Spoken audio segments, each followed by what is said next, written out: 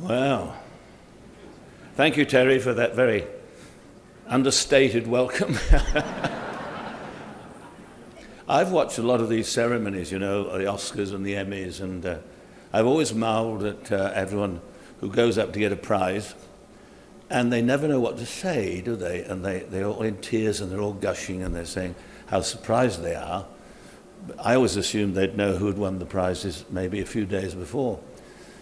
So I must thank somebody, and there's so many people here tonight that I've really done really little in my life. I've just waffled along, loving the game of golf and being observant, and things have always just come my way. I listen to people and they say, I've always wanted to do that job or that job or that, and they've worked and schemed and connived to get it. Whereas all these wonderful things have just fallen into my lap for some inexplicable reason. The two people I should really thank, first of all, are my mother and father. I want you to picture the scene and the time.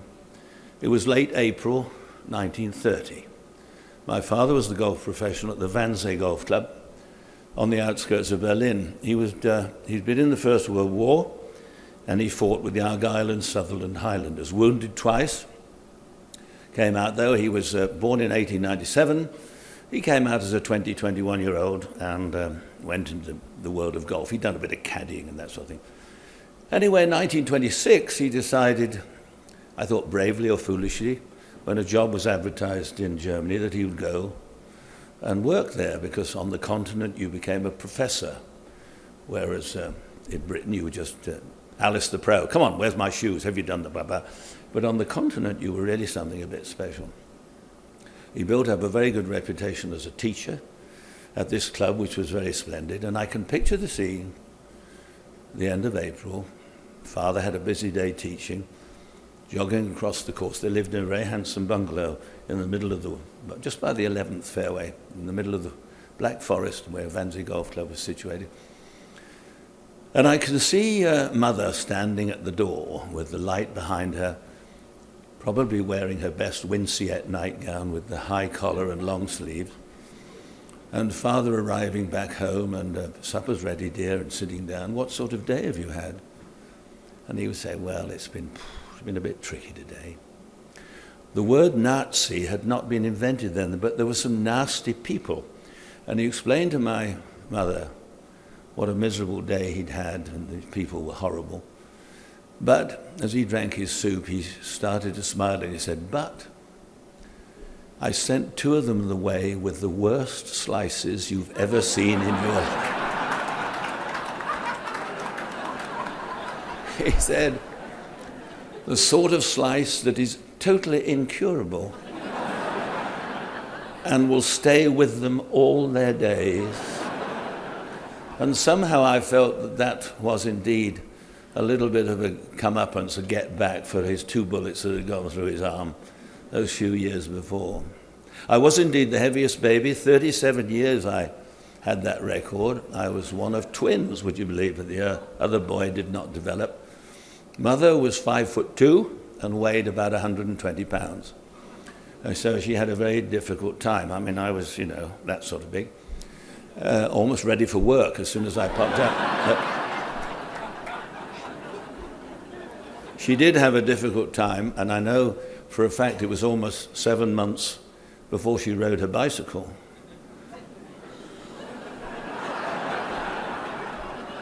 That was a joke for the gynecologist, actually.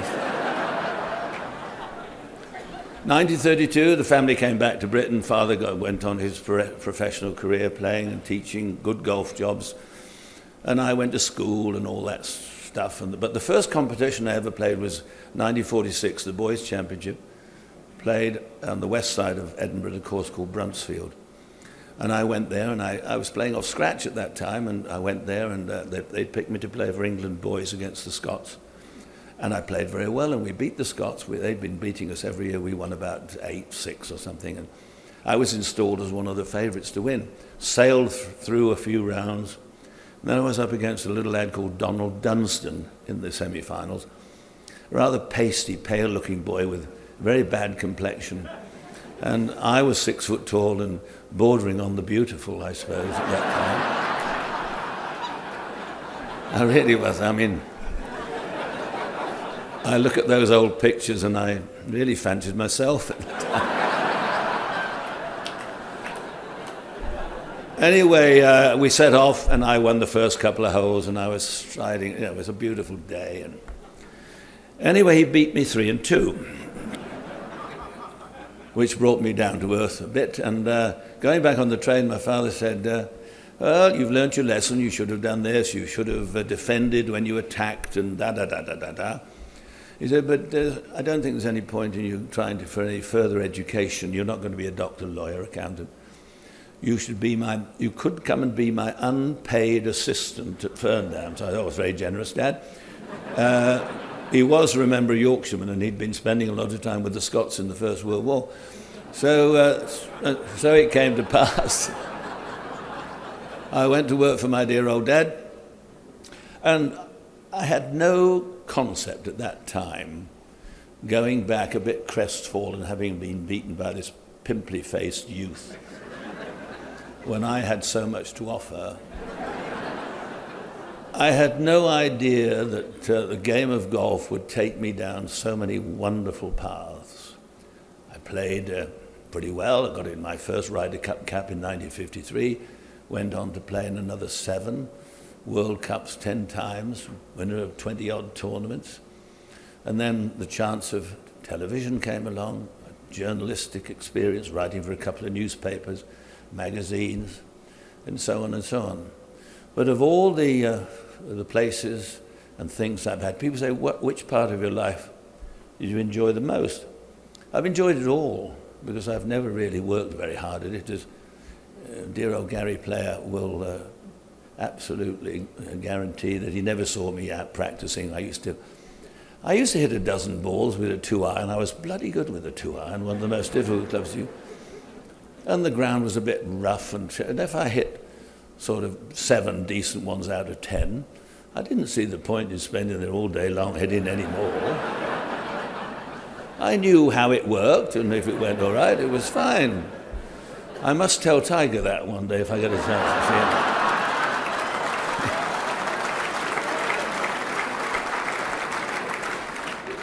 But it was a wonderful time for learning, and then, of course, I started doing television in the early 60s, and by 1974, Pro Celebrity Golf had started. And through my association with Mark McCormack and ING, he introduced me to the world of television over here, working for ABC Television. And it's very difficult to pick the BBC or ABC. I'm an Englishman, and of course one is always happiest at home. But I never enjoyed myself more than coming here and working with ABC. Why? Well, they were lovely people. 1 or 2 of them shouted a bit and swore, but they didn't swear at me too often. And the big boys always wound up the tournaments. They did the 17th and the 18th hole, so I could clear off after the 16th green. I suppose in 4 days of television I might have actually spoken for about an hour. And they paid me a ridiculous amount of money. And a first-class airfare from London, and if it was necessary, use the Concorde. So I had nothing to complain about at all. But I've loved coming here and working on the television and watching the changing face of the world of golf. The Allis's have been around the game for over 100 years.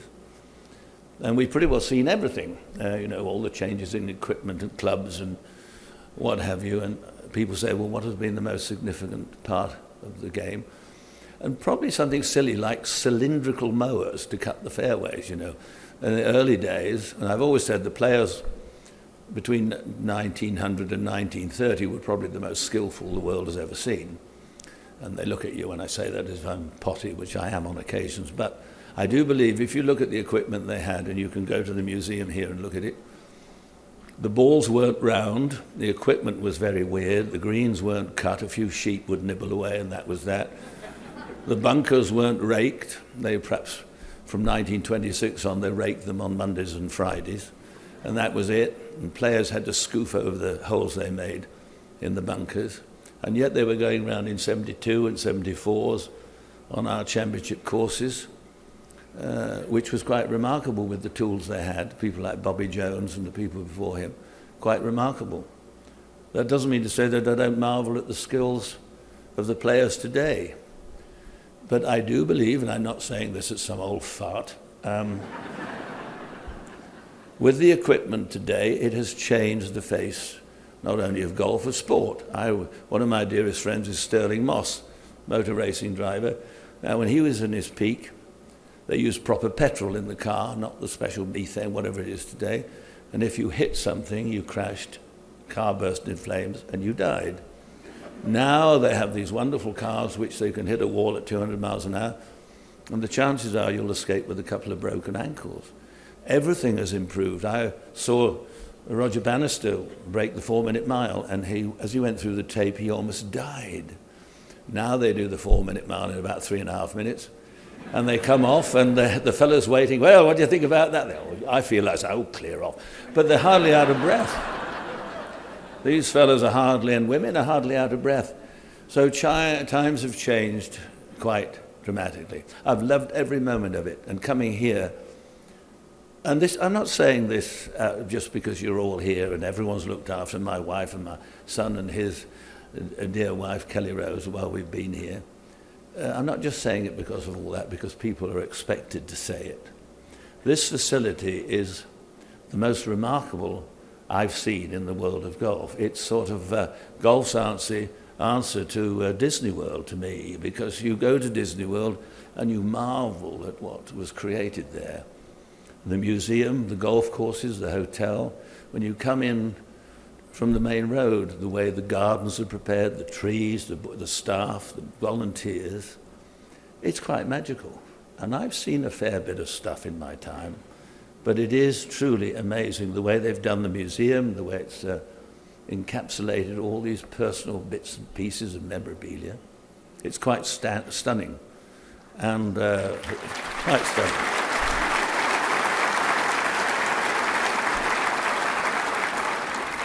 So it's time to go. I could waffle on for another 4 or 5 hours, but I just want to say this. Think of it often, because I did leave school early. I was quite bright, but I remember my last report, which was sent home. We had a head mistress at my modest school. It was called Crosby House School. She was a Mrs. Violet Weymouth. And she was a short Welsh woman, about that big and about that wide, and she smoked. She always had a cigarette dangling out of her mouth. And the smoke used to trickle up here, and you could see where the smoke went. It was sort of a brown line up there. But she was...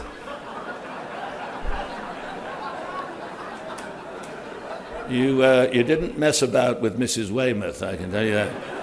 And I'm always staggered today when I read that children go to school and beat up the teachers. I think wouldn't have done that in my day, I tell you that. But I remember the last report she sent back to my parents, and it went something like this. Peter does have a brain, but he's rather loath to use it. His only interests appear to be the game of golf and Violet Pretty, a girl allied to, she never knew about Iris Baker, but they were the two that introduced me to some of the ways of the world.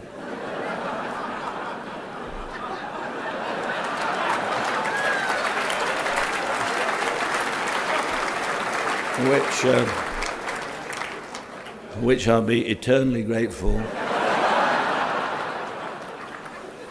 And although we were very young, I wish to God I could do it today.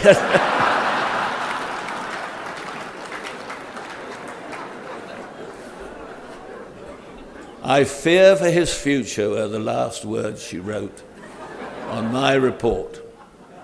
So Mum and Dad died a long, long time ago.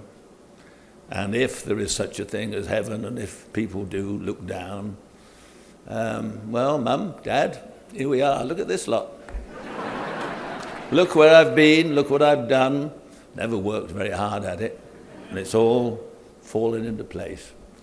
Lovely family, lovely wife, looks after me, shouts a bit occasionally, but they are remarkable. They put up with all my nonsense, and I love them dearly. And Mrs. Weymouth, if you're there,